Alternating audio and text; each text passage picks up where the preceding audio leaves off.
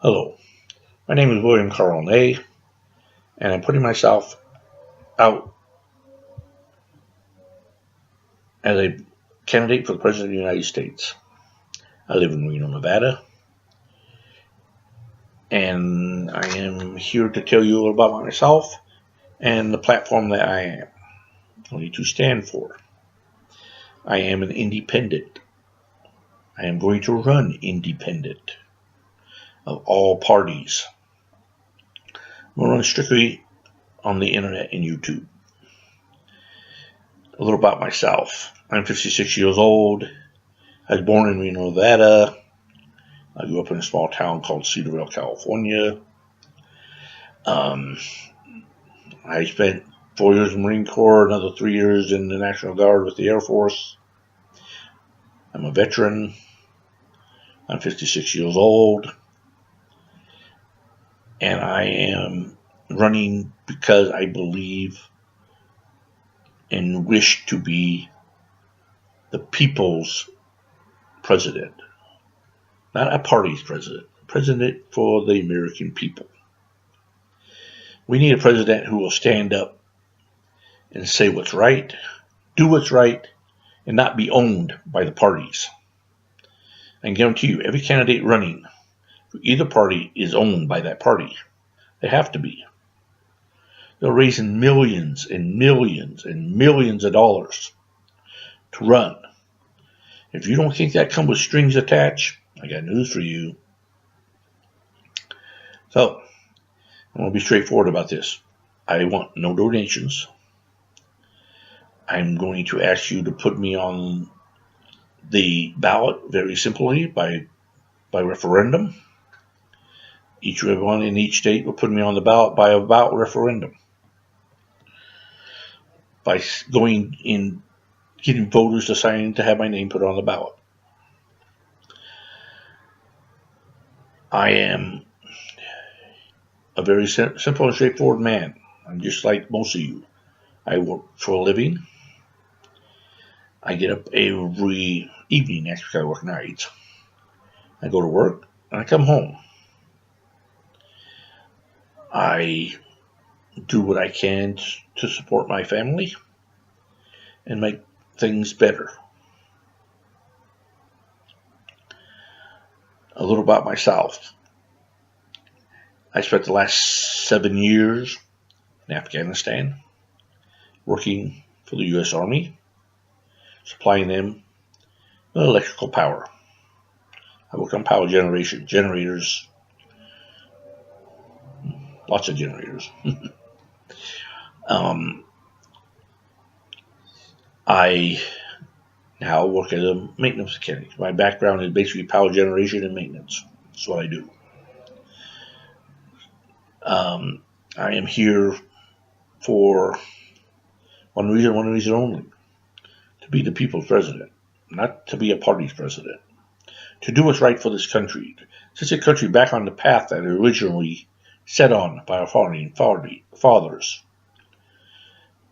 A country that's run by the Constitution, as it should be. I will start with schools, with education. Our children are not being taught the Constitution of the United States. Not being taught that we are a republic. They're being taught that we are a democracy. We are not a democracy. We are a republic. Please find out the difference.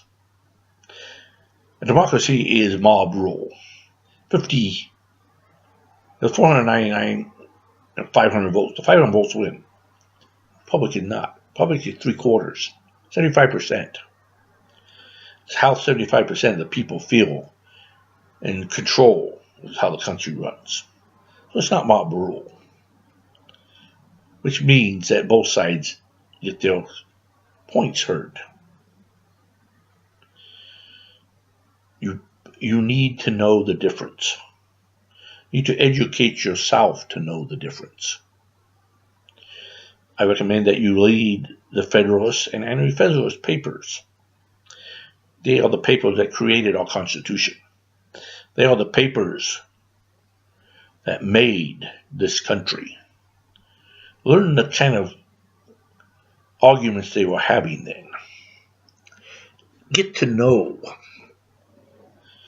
the truth behind your own country. Don't let the pundits on TV tell you what is right, because they're lying to you most of the time.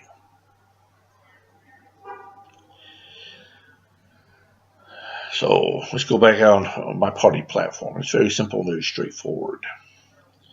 The first thing I'll ask for when I'm elected is a declaration of war on terrorism. A declaration of war, not a president. I want a declaration of war. That has to be passed by the Congress and the House.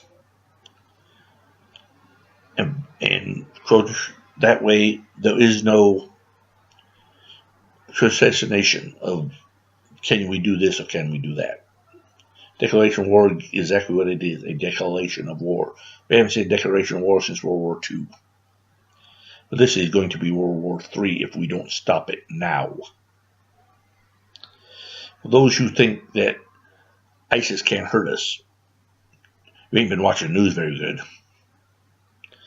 They have these, what they call lone wolves floating around the country, killing people at random. That's just the beginning. We need a declaration of war for two major reasons. Declaration of war gives us the right to take their internet sites and destroy them. First thing that has to be done. Then we must destroy their internet sites and the hardware that promotes such sites. That can be done. I ask those out there who are hackers. This is me to you as a personal person. Find their sites, take all the information off those sites that are usable in the fight against them, melt them, destroy their servers, make their servers useless. I know you people have the background and technology to do this. You hacked into the U.S. government computers. You can hack into their computers. I guarantee that one. Do the world a favor. Quit thinking of yourself and greed or whatever it is that drives you. And do something that is service to humanity. Destroying their servers and taking all the information off them you can get and giving it to the authorities that can use it. I know most of you guys don't like the FBI and probably Homeland Security both. Give it to DIA. Shoot me, I had the itch. So, like I said, I'm a common man. I have the same thing everybody else does. That is my personal call to those who know how to do these things, because I don't. Like I said, I'll call an expert to do things that I do not have the knowledge to do. I'll never lie to you. Okay, next thing we'll do is meet with create the same thing we did in World War II, an allied group, all countries of like mind. I'll tell you how I stand, and it's very simple. Any country or group that will not say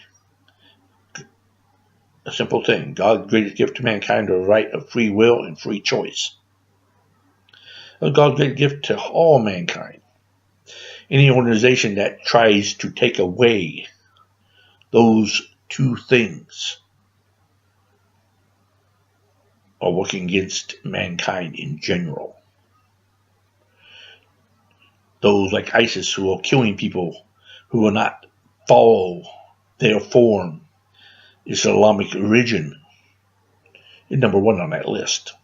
There are many others. So no, the actual declaration of war that covers that. Any organization or group will not say that man has the right of free will, free choice, will be considered our enemies. Yeah, that includes a lot.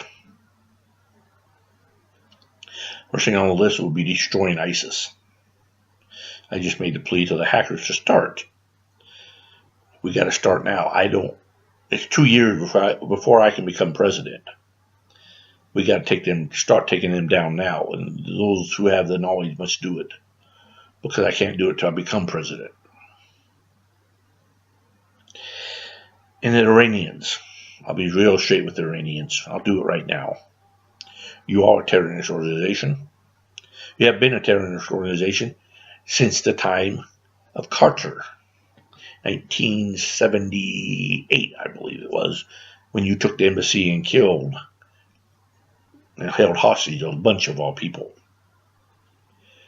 So there is no ambiguity about this. If this president happens to have a treaty with you, soon I get elected, bye-bye. It wasn't and won't be. It was never ratified by Congress. It's not a treaty. So just so you know, and the sanctions that he'll want to lift, not going to happen. They're going to get worse. Much, much worse. Just so there's no ambiguity about this. That's how I am.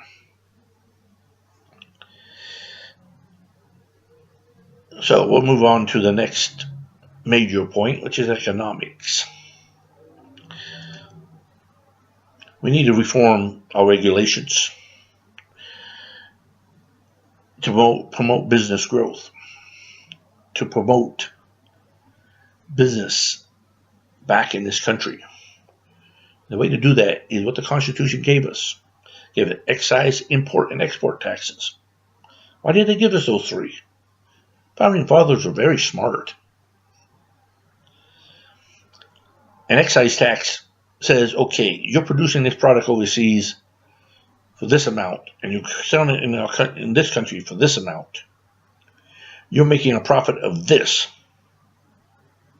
Okay, if we had it promoted, made in this country, and that's what would it cost to be sold in this country? Excise tax is what brings that up to the same amount. It makes it possible for all labor and all people to have jobs because they can't sell it for less. And a lot of our major companies like Walmart probably won't much care for this. I'm sorry. If you want people to work and have decent jobs and make a decent living, this is what has to happen. We still keep the free trade agreement between us, Canada, and, I don't know, maybe Mexico.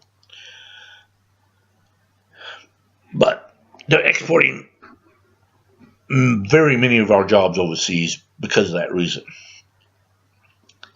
Import tax is the other part of that. If you can make it cheaper overseas and bring it here, and you sell it for, I'm saying that they'll make it in China for 50 cents a piece and selling it over here for $4 a piece. Well, you're going to pay that extra, say, $3 to the government. You can still sell it for $4 here, but you ain't going to make that god-awful profit you were making. I know, it's going to make me very unhappy with the big corporations and some of the people on Wall Street. But I'm doing what's right for the country, not what's right for them. For all the people of the country. You understand what I'm trying to tell you? Without import and export and excise taxes, that's why we're losing all our jobs.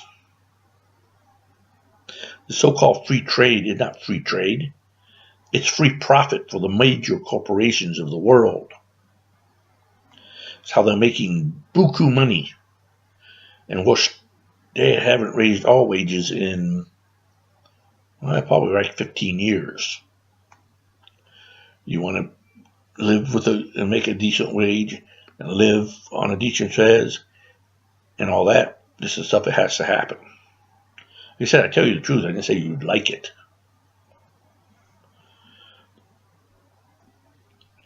The second part of my economic reform is what I call the New Deal 2, much like FDR's. FDR, we were in a depression. That's what we are now, have been for the last 10 years. Well, how did he bring us out of the depression? It's quite simple. He started putting these people to work, building infrastructure. all highway systems, all bridges, all dams, all electrical systems. All this was done during the new era. That's why all this shit's falling apart. It's time we do it again. And the New Deal too will put people back to work. You'll be making, I won't say you'll make buku money, but you'll make money to live off of. And if you're already taking government money, you'll be working for it. You'll be helping the government, the country out by rebuilding its bridges, rebuilding its roads, rebuilding its dams, repairs on all this stuff, repairs on infrastructure, upgrades of infrastructure, putting this country back on a 21st century standing. Right now, we're in a 19th century standing. All electrical infrastructure is 1930s technology. That's because they removed the monopoly.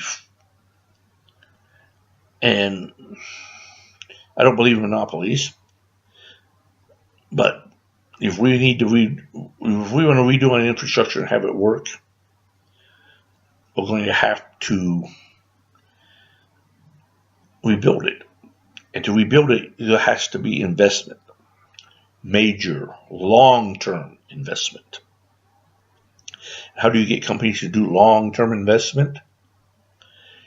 Give them a reason to make that long-term investment.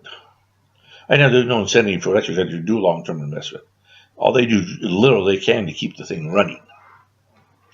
And it's a disaster.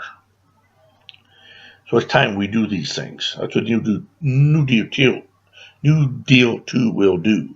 It'll put people to work on our infrastructure and rebuilding these things. And it'll also teach these people a trade in the process. Those who are working for the electric company will want to be electricians and construction people and all this kind of stuff. And it will turn our country around. It'll bring our country up into the 21st century. Instead of the trains we have today, the trains are another thing that's falling apart. Amtrak record will show you that from a month ago. All this infrastructure has to be rebuilt. Of course, what we need to do is take on one project at a time. Okay, we decide what's most needed first and fix it. And go to the next. Now, we'll prioritize things, and we go down the list and redo piece by piece by piece until it's all done. It's probably going to take 10, 20 years. But in that time, we create jobs and we help our people and we help our country. Okay. Now we're talking about the people who are on the public dole. They call it public support, government support, however you want to call it. These people are going to work for their money. I mean, I don't know exactly. We'll make all kinds of different positions and all different kinds of things. There'll have to be people for the guys who are working and people who are working on construction. There have to be office people, taking care of their pay and all that. So there will be many, many jobs and many different levels. But everybody's going to work. And you believe in promoting family unity, family units. With a man, wife, child, etc. So the main problem with our public dole system, our public support system, is that they penalize for those who have family units. Well, a family unit is very important for the growth of a child. Our inner cities will show us this. Talk to any black person who knows anything about the inner city. They'll tell you the lack of fathers, the lack of family units is a major problem. So I said instead of penalize people for having a family unit, don't penalize them. Support them. Help them, yes. If the man's out making money to support his family, good. If he needs help for food for his family till he can find a better job, help him. Help the family stay together. Do these type of things and you're going to support the family units. Now, those fathers who have left their children with the mothers and are not paying child support, they will be paying child support. So they'll be working in the New Deal, making money, and that money will go directly to their family and to the children. This is how we promote family units, how we promote responsibility. People without responsibility have no goals. They have no incentive to improve themselves. If you give them anything, you have no incentive to prove themselves. That's why you make them work for their money. And that's why you support family units. We should go on to the next important thing, which is immigration control and immigration reform, both. We have to seal all borders. And this is part of the New Deal 2 program. They will be building fences along all borders. That'll probably be the number one priority. I'm not sure. This will be decided by a group of people much smarter than I. That's why I bring much smarter people and me together. But I have a feeling that'll be number one priority. We'll build fences along our borders. They will be much like the fences we had in Afghanistan. They'll have sensors in them. Those sensors will check movement if somebody tried to climb a fence, have ground sensors if they try to dig under the fence, so that we can stop them. And this will be done almost immediately after I am in office. We should secure the border first, then we'll go into immigration reform. Our immigration system is broke beyond repair. Basically, I'll get those who know more than I do together. Much of this is going to be done by consensus through those who are experts in their specific areas, and those who are expert in immigration and immigration reform, and how immigration works around the world, and what countries it works best and what countries it doesn't work best. We bring all those people together, then we decide how to reform it. And with the reform comes changes. Those who are here illegally will go to back of the line. Those who are here illegally will pay taxes. They will pay all their back taxes. And if they have to be on the public doles during those times, they will pay that back before they are allowed to become citizens. They will pay for what they have gained in this country. And there's another part that I know is not going to go over well. But life is there. Those children that were born of illegal parents, by the parents from across the border to have the child here, that child is a U.S. citizen according to the law. I will ask for a referendum on every ballot of every state to change that. If you come across the border illegal, your child is born in this country, he is illegal. That's the big problem we have now. We can't deport these people because they have children here, and we'll basically create orphans. Well, we have to change that. And that's how you change that. If they are illegal when they are here, the child is illegal no matter if he's born here or not. That is the only way to be completely fair. And those who are waiting to bring their families here, been on TV, it's been all over the place. We have American citizens who married overseas, trying to come back with their wives. Can't come back with their wives because they can't get the paperwork for the immigration people to do so. That is a national shame. They're trying to do it legally, not illegally. They go to the front of the line. I do mean front of the line.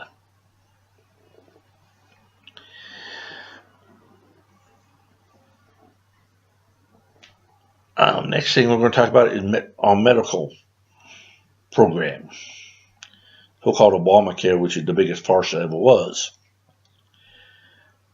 So what I propose, and of course, same thing, I said we're bringing together people who know more than I do, that we use what we already have in place, that have been in place for years, called Medicare and Medicaid. Medicaid is run by the states. States are given a block grant of a certain amount of money to run Medicaid. And they set up the requirements for people to be in Medicaid. Okay. We got to do the same thing to that as we do for any other sports.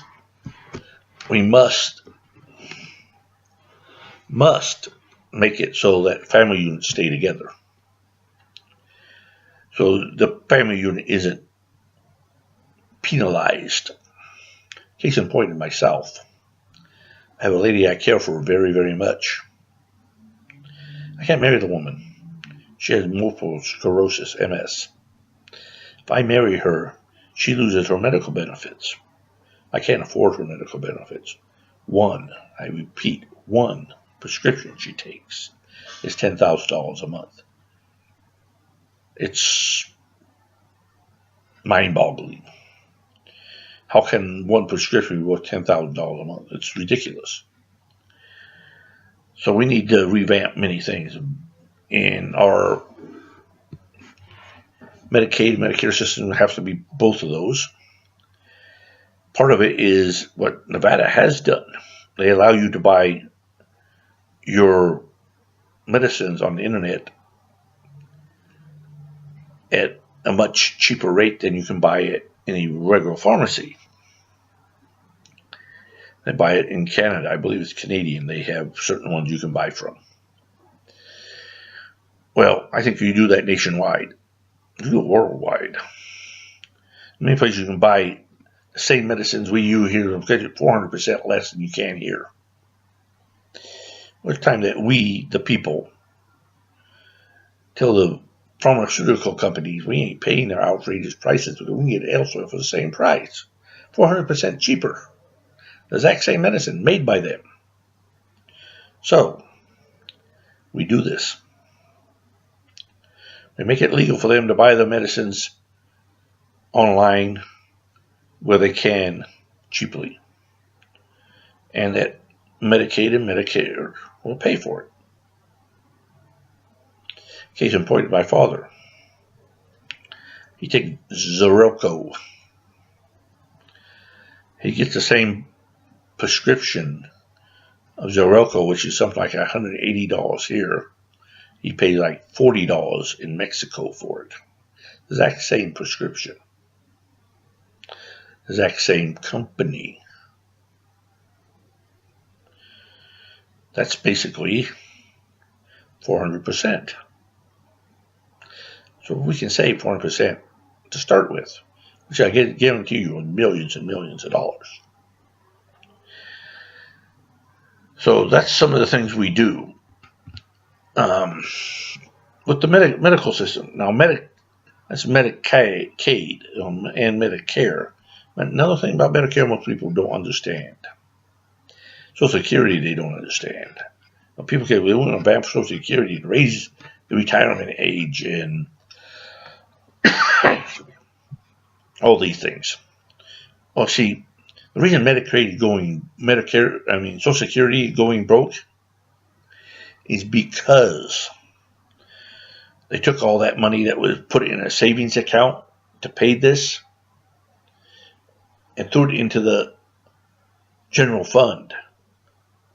And all senators basically spent it all. Well, do you know what happened to the unions when they did that? They went to jail. It's called fraud. Well, our government did it to the Social Security system. It's called fraud.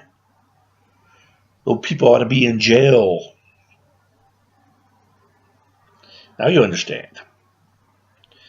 And we do the Medicaid for those who, we expand it for those who don't have it now, much like the Medicare system is. On the Medicare system, you have two parts, A and B, but you also have a supplemental insurance that covers what Medicaid doesn't. We do the same thing for the Medicaid system. We expand it the same way. You have your supplemental insurance for what it doesn't cover, for those who don't have insurance through their work, and those kind of things. It works the same way. It covers everybody, and you don't have this outrageous pricing going on. So that's how you do it. It's simple, it's straightforward, and why do it any other way? It's already the system's already in place. Has been in place since 1940. Actually, before that, 1930. Use it. Now we'll go on to one more section I believe I have. Hang on, I gotta turn the page.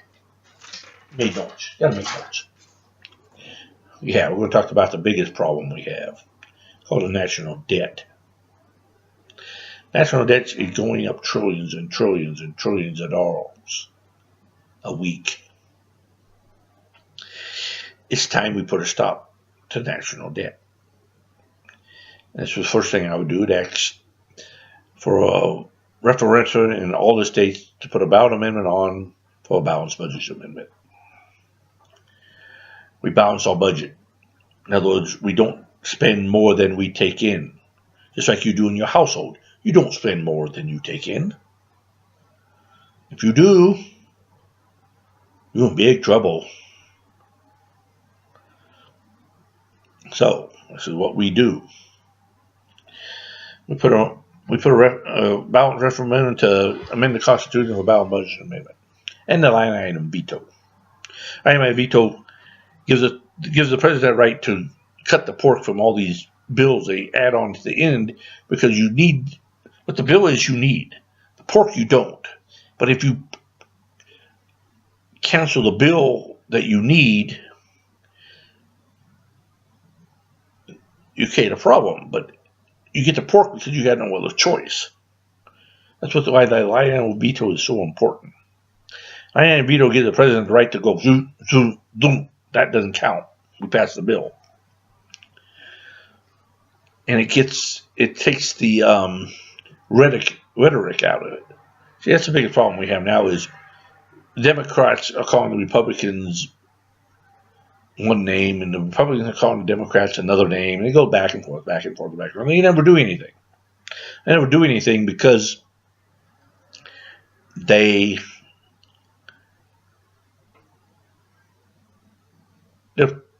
what you see on TV is not what's really happening. Go behind the closed door and they're shaking hands and patting each other on the back. Okay? These people, we have to remove their idea that they are a privileged class. And the way to do that, we do the same thing with a national referendum. Any law they pass pertains to them, and all laws that have been passed pertain to them. It goes retroactive. So they have to live on another this little special health care they got. It covers everything, and they got beautiful sheds, and anything they want. No. You make them live by the laws they pass. All laws pertain to them. And all this bullshit, patting on the back, and all this goody bullshit that's going on, it'll cease. Because then when anything they pass pertains to them. And everything they have passed pertains to them. This is probably even more important than the line item veto. Because it'll make them only pass laws they know because they know they'll pertain to them. Another part of this national debt is the IRS. It's changing the way we collect taxes. To me, there are two ways: flat tax, or what is called a consumption tax or national sales tax. To me, the national sales tax is probably the best of the two choices, but I believe that you get together the economic gurus and let them decide that. And then you let the people decide that. So what I would do, I'd bring together all the PhDs in economics from all the major universities, put them in a room and said, I want your suggestion. What is the best way to change the IRS, flat tax, national sales tax? Argue it out and give me an answer. You got a week. You got to give them a deadline or they do it forever. So once it was decided which was the best way to go and what kind of percentage and all that, I was thinking somewhere between 10 and 15. I may be wrong. But if I look at it this way, if you have we go somewhere from 10 to 15%, you're basically cutting everybody's tax by at least 50%, at least most people's. And the two things that would be completely not taxed are what I consider necessities: food, housing. Well, two things are necessities. You have to have food, and really you have to have housing. I think those two are basic necessities and should never be taxed. Everything else will be taxed. So that is my rent for the national debt and what I figure is correct for these. Like I said, once the gurus fight it over and come out with a definitive answer, I'll put it to the vote of the people by referendum. National sales tax, and I'll give you what they say about the national sales tax. Flat tax and what they say about the flat tax. Then at the end, the committee of what they think is the best. It means you never have to file taxes again. It's automatically either comes straight out of your check, or it comes out of what you buy. The only thing that will still come out, even out of your check after this, would be Social Security and those kind of things. Those still come out of your check. And of course, 401ks and stuff that you do yourself, and your health insurance. But you never have to file another income tax form in your life. To me, it's a win-win situation. Now, I'm going to try to cover some of the major questions I know that are going to come up. First one is abortion. And I think I already covered that earlier, but just so there's no ambiguity about it, I told you that I believe God's greatest gift to man is a free choice, free will. It means you have a right of choosing what you do. Now, I think you ought to also understand the other part of that. Everything has consequences. You have to look yourself in the mirror every morning. So, I want to put this out to everybody. What is the smallest living organism we know of? Answer is an amoeba. How do you know amoeba is alive? It splits into two and becomes two amoebas. Okay, the big guy, when life starts. I think that's very simple. When did the cell split into two? I think I answered that question.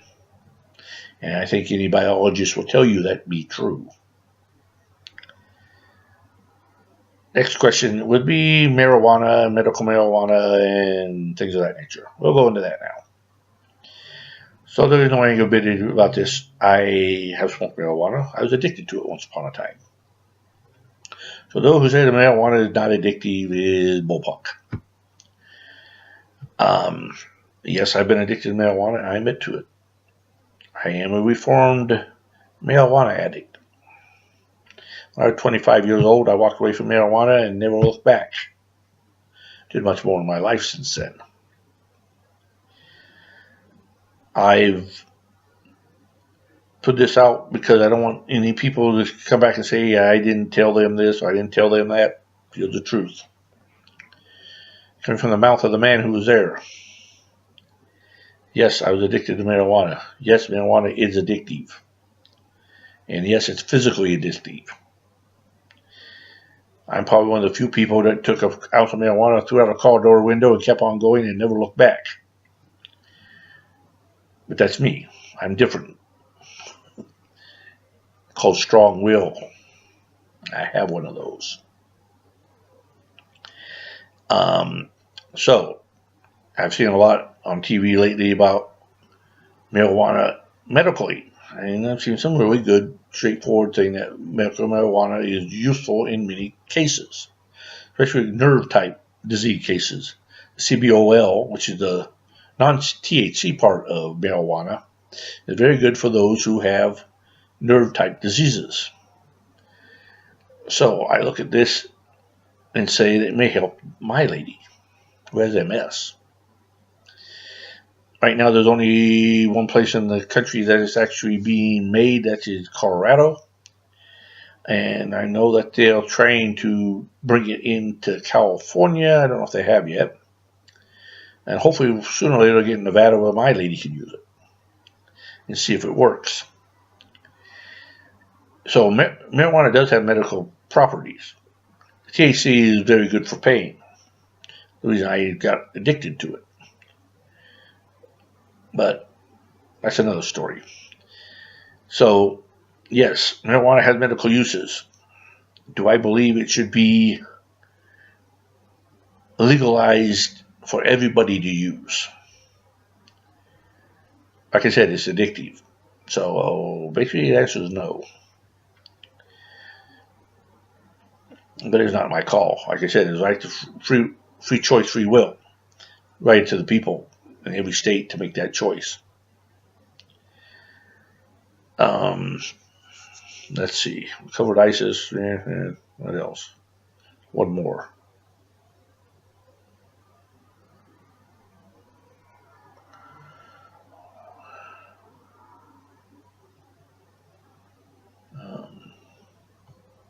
Can't think of it right now. Oh, there'll be other videos. So for now, if there are any questions, please email me at okkaza1@gmail. Please do not send me 40,000 emails. There's only one of me. I can't read 40,000 emails. I ask you to get together in groups and come up with, because a lot of you all have the same questions. Get together, get 3 or 4 questions as a group, then email me those questions and I will answer them. I'll do my best to answer as many as possibly as I can. I'll try to do most of them this way. I'll come on once a week or once every 2 weeks and answer as many questions as I can, because a lot of them will be the same questions. And this is much easier to reach people this way than to be trying me to email everybody back. Just the one of me, it's going to be really hard to do something like that. I ask anybody out there that can help me set up websites, stuff like that, please volunteer. I'll be more than happy to give you any kind of information you need. I'll pay for the domains, all that kind of stuff. The other thing is, I call upon those out there who are hackers to do service to the world. That service is very simple. Go to ISIS sites, take all the information off there you possibly can that is useful, and then Trojan those sites or whatever it takes to fry their servers. You know this much better than I do. You're the experts. So I'll leave that up to you. But take that information when you get it and send it to those who can use it. I know most of you guys are probably not very sending stuff to the FBI or Homeland Security or I don't know what. Sent it to DIA, which is the Department of Defense Intelligence. I guarantee you they'll make use of it and cover your tracks. You know how to do that. I'll leave that up to you. I just do a service to mankind. Take these boys out so they can't keep doing what they're doing. Because this campaign of radicalization to be done on the net, and you people know how to put a stop to them. I'm asking you to do that not only for your country, but for the world. These ISIS are the barbarians at the gate, as the barbarians at the gate or at Rome. If we do not stop them, we are going back to another dark ages. They will wipe out whatever it takes for them to take control. Trust me, they don't care. They'll wipe out the internet, for one thing. Shoot, they'll kill you people. You believe in freedom of speech like I do. Oh yes, we're the first ones on their list. After the video, I'm probably going to be worth a lot of money to somebody. So you understand that I made myself a bullseye. I know this. So I'm asking you guys who can do it to take them out. Get all the information about them you can. Destroy their servers. Destroy whatever it takes to keep them off the net. I know you guys can do this. Do what you can for your country and for the world to put a stop to these guys. Because they'll kill us all. They don't care if you're Catholic or Christian or Jew. If you believe in freedom of speech of any kind, and you won't kneel to their Islamic beliefs, you're dead. So I'm asking you and the world to wake up to what's really going on. They are the barbarians at the gates. We do not stop them. We do not stop them now. We have to start now. It take me 2 years to become president for me to be able to do something major. But you guys can start it now. You know how. You have the technology. You have the knowledge. Do the world a favor. Take these boys out. And at that, I say, God bless all. Amen. And I'll post this.